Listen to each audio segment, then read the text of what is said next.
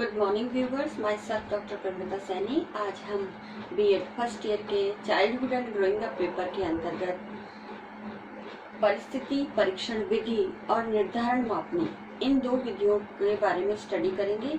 ये दो विधियां व्यक्तित्व मापन की या व्यक्तित्व परीक्षण की विधियां हैं। तो व्यक्तित्व मापन की ये नॉन प्रोजेक्टिव मेथड है। तो उसमें सबसे पहले है परिस्थिति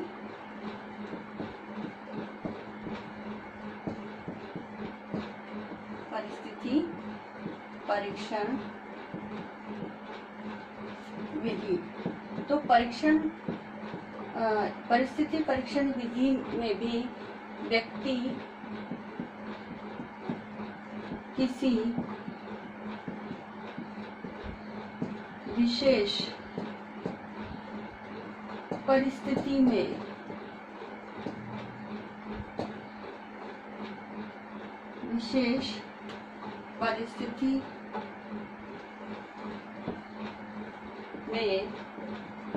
किए गए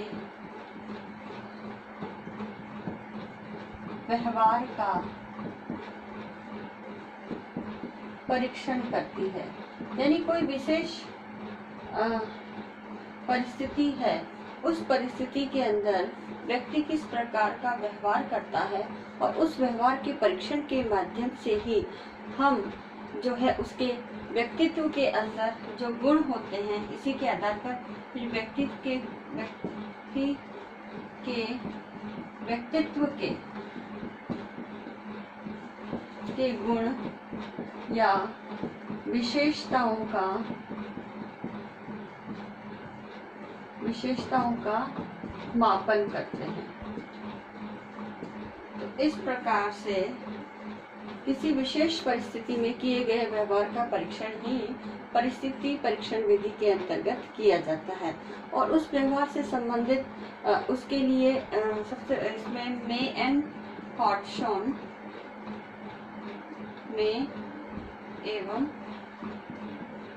हॉटशॉन महोदय ने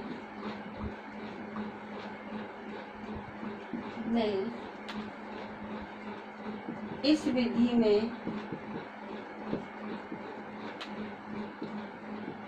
कई प्रयोग किए और उन प्रयोगों के आधार पर ही उन्होंने व्यक्तित्व के गुण का मापन किया। इसमें एक प्रयोग है, उस प्रयोग के अंतर्गत जो है एक कमरे में संदूक रखा गया है ना। मैं इस प्रयोग को वर्बली बोल रही हूँ कि इस प्रयोग के अंतर्गत जो है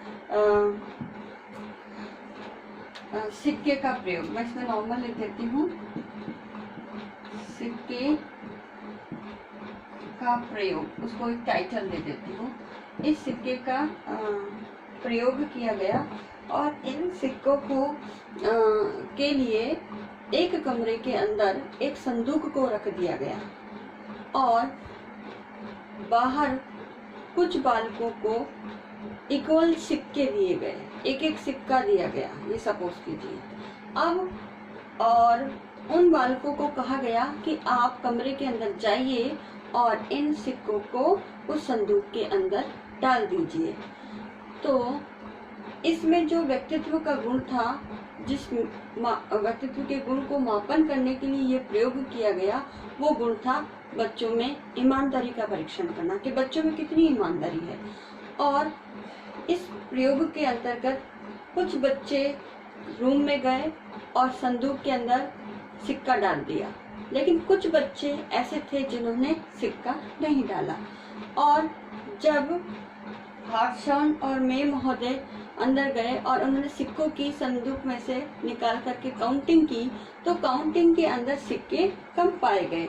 तो इसका मतलब हुआ कि कुछ बच्चों ने तो ईमानदारी पूर्वक अपने सिक्के जो है संदूक में डाल दिए और कुछ बच्चों ने सिक्के अपने पास ही रख लिए। तो इससे उन बच्चों के अंदर जो ईमानदारी का गुण है उसका पता लगा।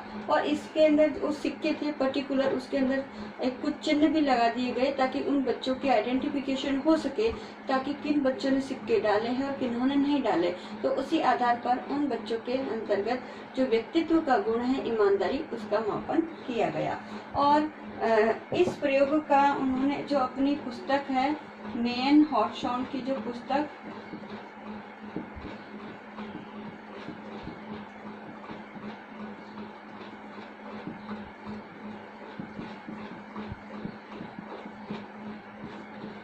इनकी जो पुस्तक है उसका नाम है स्टडीज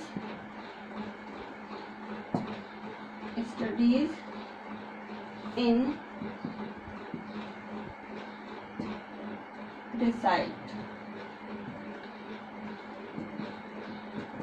तो इस पुस्तक के अंतर्गत उन्होंने परिस्थिति परीक्षण विधि के बारे में अपने इन प्रयोगों का उल्लेख भी किया है, और जिसके आधार पर व्यक्तित्व मापन के अंदर जो भी व्यक्ति के गुण है, विशेषताएं हैं, उनका मापन किया जा सकता है। सेकंड जो विधि है वो है निर्धारण मापनी। इसे इंग्लिश में रेटिंग स्केल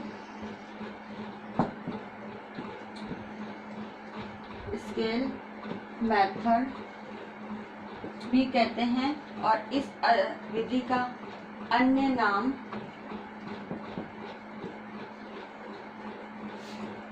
मानदंड मूल्यांकन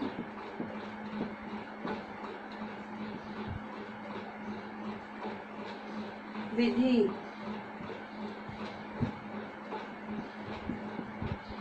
भी है। और इस विधि के अंतर्गत जो है पर्सनैलिटी के अंतर्गत जो भी गुण या विशेषताएं हैं, इसमें भी व्यक्तित्व के गुण या विशेषताओं का मापन किया जाता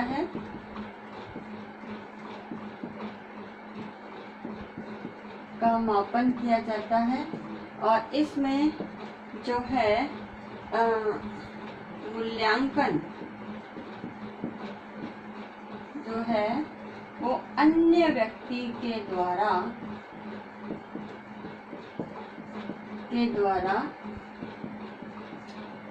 किया जाता है। यानी मैं अगर मेरे बारे में, मेरी पर्सनैलिटी के बारे में अगर राय लेनी है, ओपिनियन लेना है, तो उसके लिए अन्य व्यक्ति से मेरे उस गुण के बारे में जानकारी प्राप्त की जाती है। तो इसलिए जो अन्य व्यक्ति है वो उस व्यक्ति के संपर्क में रहने वाले होते हैं। क्योंकि मेरे बारे में अगर जानकारी प्राप्त करनी है तो जो मेरे संपर्क में रहने वाले व्यक्ति होंगे, मैं उन्हीं से ही आप जानकारी प्राप्त करके इस रेटिंग स्केल का मेथड का यूज कर सकते हैं। तो इसके अंतर्गत व्यक्तित्व के परीक्षण हेतु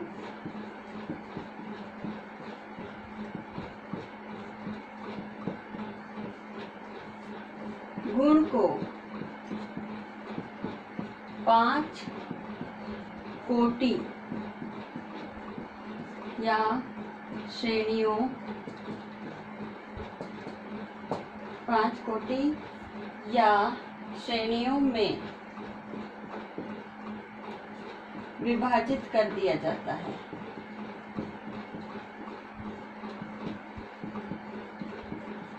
इट इज नॉट, ये जो है ये फिक्स नहीं है। तो इसमें जो है रेटिंग स्केल जो है 3 पॉइंट,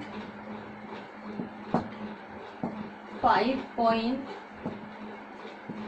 एंड 7 पॉइंट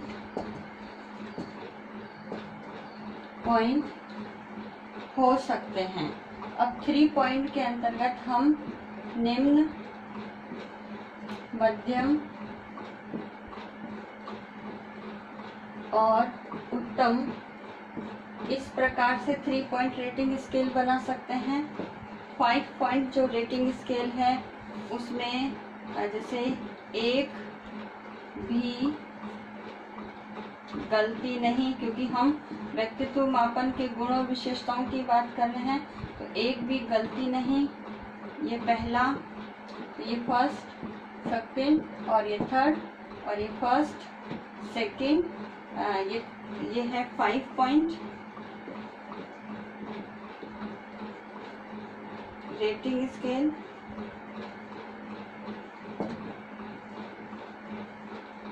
ठीक है, तो और दूसरा इसके अंतर्गत आता है बहुत सावधान। थर्ड इसके अंतर्गत आता है कुछ गलतियां।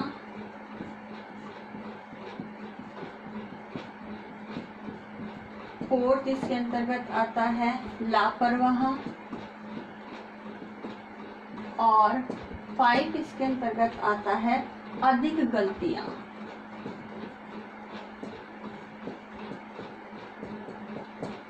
तो इस प्रकार से पर्सनैलिटी के मापन के लिए उसके गुण और विशेषताओं के अंतर्गत 5 पॉइंट रेटिंग स्केल और 3 पॉइंट रेटिंग स्केल का ही सामान्यतः ज़्यादा यूज़ किया जाता है। 7 पॉइंट रेटिंग स्केल का यूज़ प्राय कम किया जाता है। और इसके अंतर्गत हम लिख सकते हैं 7 पॉइंट रेटिंग स्केल में आंशिक सहमत, असहमत, पूर्णतः सहमत। तो इस प्रकार से भी हम अन्य व्यक्तियों के संदर्भ में उनके ओपिनियन प्राप्त कर सकते हैं और व्यक्तित्व का परीक्षण कर सकते हैं। और इस परीक्षण के आधार पर हम निर्धारण मापने का यूज करके व्यक्तित्व के गुण और विशेषताओं में जो भी गुण और विशेषताओं का हम मापन कर रहे हैं उसका पता लगा सकते हैं। आज का असाइनमेंट इस प्रकार से है। इस असाइनमेंट में एक क्वेश्चन दिया जाता है कि परिस्थिति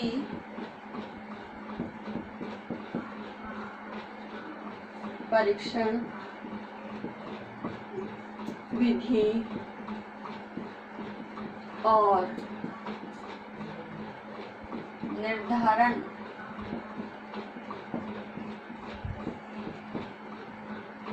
मापनी का प्रयोग व्यक्तित्व परीक्षण हेतु